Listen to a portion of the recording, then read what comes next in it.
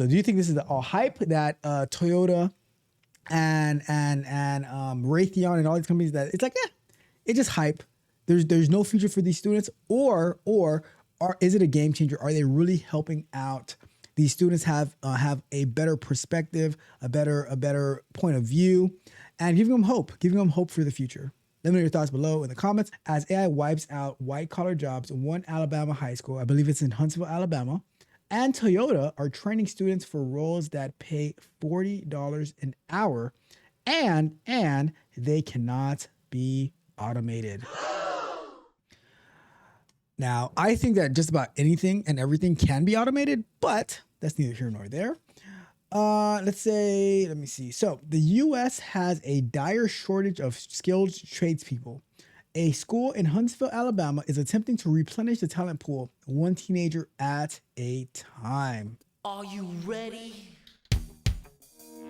So that's good. The Huntsville Center for Technology, HCT, is a new $40 million facility where 700 students leave their traditional high school for part of the day to receive industry standard training. The school, which will send off its first graduates this spring, features a specialized tech program developed through a direct partnership with Toyota Alabama, supported by an $11 million investment from Toyota Charitable Endowment. So here's the question that I wonder, though. I wonder this. Why did we take out like wood shop or woodwork, the mechanic stuff? Remember in Saved by the Bell, they used to have like the what was that class called? I forgot what it was called, but they had mechanic, like learning how to fix cars in high school. And they took all of that out, right? And now it's like, now they need a new program to bring it back. Home economics, all of those things taken out. Supported by an $11 million investment from Toyota's charitable endowment. The school's principal, Zack told Fortune the program launched as a reaction to the town's biggest employment gaps. Toyota's facility in Huntsville is one of the biggest in the United States, assembling nearly half of the car company's engines in North America. We asked what is a specific program or pathway that you guys need and we can address, he said. They said they need more industrial maintenance workers, so the Tech program came about through the collaboration with Toyota Alabama. And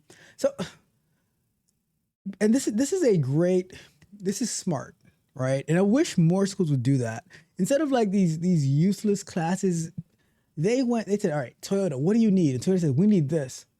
Let's do it. Many workers in the skilled trades today are of retirement age, and a looming shortage risks costing the U.S. $1 trillion per year. According to some estimates, the U.S. needs about 1.9 million manufacturing workers by 2033, according to 2025 data from the National Association of Manufacturers. But the problem that I see, let's just read this because it might be the same thing I was about to say. The problem has grown even more dire as data center developers seek skilled electricians, construction workers, and other trade professionals to help build the massive AI infrastructure build out. So what I was going to say, though, the problem is a lot of people think that they're too good for trades jobs, too good to be electricians, too good to be plumbers, too good to be HVAC people, but they're needed. And you see how Toyota is investing into their best interests. And I think that if high schools, colleges would partner up with these companies, they would put the students on a better path, right? So I'm a believer that companies would actually pay for, like, they'll do more apprenticeships, right? Or they'll pay for your education if you would make a commitment that I'm going to be working for this company for the next 5 years. And after 5 years, you've paid out your debt and you're getting paid at the same time, but you're also adding value to the company, and now you're free to go do whatever you want. I think companies would be more willing to do that if the future employees, I don't even want to call them students, if the future employees of America, the future innovators of America, if they were like, all right, I'm going to commit to you. It could be like college, right? Where athletes go to college. I'm committing to Amazon for the next 5 years, where they're going to help me get my education in whatever it is that they need, and I'm also going to be getting paid. Talk about an NIL deal, right? So, Ford CEO Jim Farley has said the U.S. is short more than 1 million workers in what he calls the essential economy, the blue collar sectors that get things moved, built, or fixed. He said the country is about 600,000 factory workers and 500,000 construction workers. It's short 600,000 factory workers and 500,000 construction workers. It's true. It's true. On the flip side, there is an oversupply of college-educated white-collar workers in today's economy.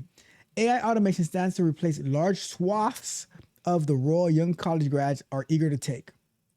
Because of this imbalance, many Gen Zers today are reconsidering the climb up the corporate ladder, weighing gig or freelance work and entering the trades. Gig and freelance work can only take you so far. The thing I like about the trades is that, and even with some aspects of tech, right? But especially the trades, you can build your own pathway. You can work for a company, you can work for a union where you are, where they place you in work and you do your apprenticeship, you learn. But as you learn with these apprenticeships and working for these companies, you also learn how you can start building your own business. A lot of times people go to work for a place and all they care about is the work aspect of it, but they don't try to learn the business to see, okay, how does this company do X, Y, and Z? How can I structure my business? As soon as you get that job and you're learning it, as long as it's okay with the contract, right? I would be getting my own LLC, and I would be, and even if I'm not profitable, I don't have any clients, I would be structuring my LLC to work the same way that the company is maneuvering, so that I can have a way to build out my own business, and I mimic it after what I'm learning from the company. So I'm learning how to do the work, but I'm also learning how to run a business. And as you're doing that, you start finding these little mom and pop customers, these little local things, whether you're doing HVAC, whether you're doing electrician, whether you're doing plumbing, you build out your own thing. And you learn and you model the business off of the successful business that's hiring you. So that's how I see it. How to fill a critical talent shortage. HCC isn't the only organization responding to the dire shortage of skilled tradespeople. Lowe's and BlackRock, what? Not BlackRock. Doesn't everybody hate BlackRock? Have committed resources to prepare workers for careers in skilled labor. Others, like Dirty Jobs host Mike Rowe, are giving away $10 million in scholarships to motivate young people to find a career in the skilled trades. Do what you got to do. But then here's what's going to happen, right? In like 30, 40 years, they're going to be like, oh my God, not the skilled trades. You got to go get, like, you can't live off of that. Salaries for skilled tradespeople are rising, especially as data center developers seek to attract top talent. Data center construction workers could earn an average of about $81,800 annually, according to data from Skillet, an AI-powered hiring platform for construction workers. Look at that. HTC's IndTech program trains students for industrial tech for industrial maintenance rather than data center construction. But instructor Jack Crowley said the financial benefit isn't lost on his students, regardless of where they end up. He said that for the roles he's training students to pursue, a 2-year degree and a couple of years of experience suffice for a high income salary early in their careers. You'd be making over $40 an hour, for which with little or no student debt is a very good proposition for income at an early stage. That is true. The best part about it, no student loan debt. You can't beat that with a baseball bat. Meanwhile, a couple of miles away from HCT is the Alabama School of Cyber Technology and Engineering, ASCTE, a magnet high school that integrates cyber tech and engineering across academic disciplines. The school maintains a similar public-private arrangement with its own slate of local companies, including Deloitte, Airbus, and Raytheon. Is Alabama that stacked with companies? That is pretty awesome. Raytheon, the aerospace and defense conglomerate, was the first company to pilot the school's internship program, where students spent 4 days a week during their senior year working on everything from research to coding. That is awesome. ASCTE Executive Director Matt Massey told Fortune the program goes beyond the typical internship.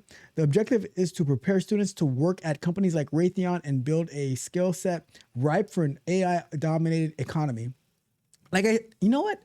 I think it would be so awesome that if out of high school, a company can assess these kids and they can get a commitment, and they know that in like imagine if internships weren't you just choose new students every year, right?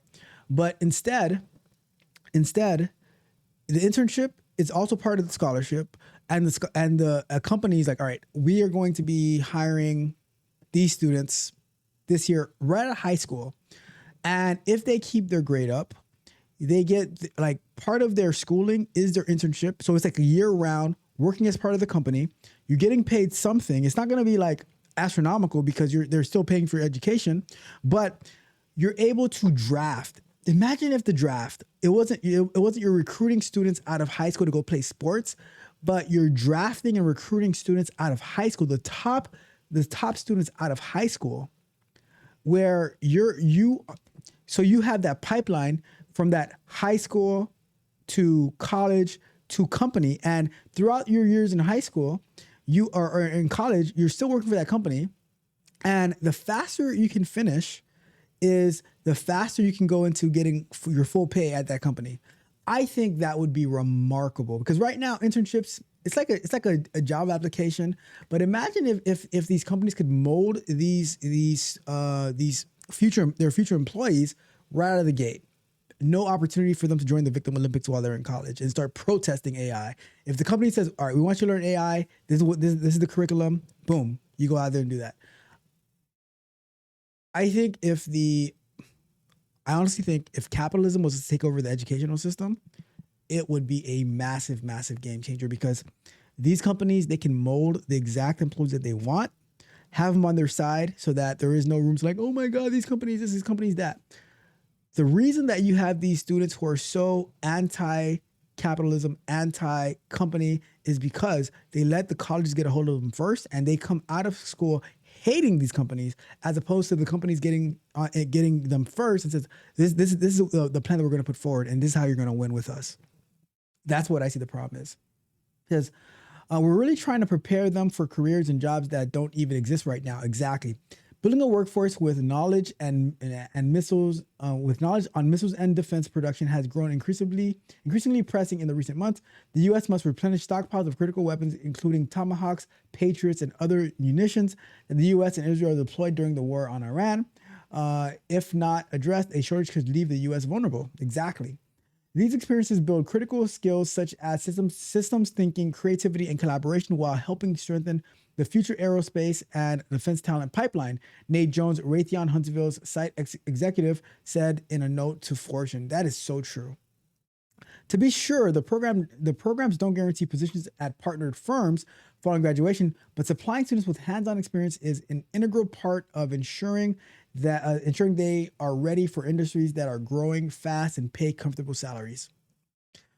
There's nothing guaranteed, but I would like a closer relationship that they can have this. It's like they're working for the employee or for the employer, right? For the provide, like who's providing it. It's like they're working for them, so that it's like they have a straight path forward. That, to me, that would be really, really cool.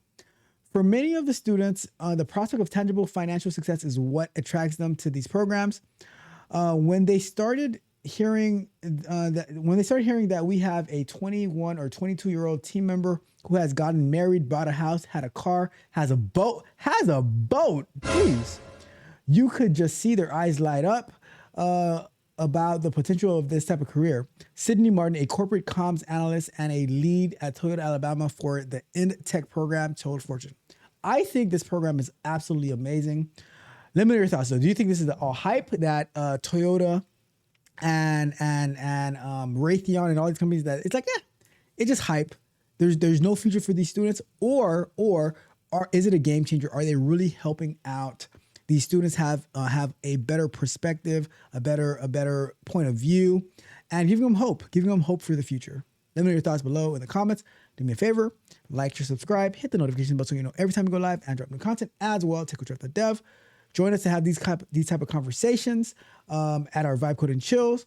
Join us for our Scrum Nights. Get access to Resume Flow, Tech Preparers Coaching Portal, and the Speak Precisely app over at techcoachralph.dev. They see the wins, but they don't see the work. They don't see the pioneer digging in the dirt, digging to the core. This that 305 hustle, baby. Let's ride.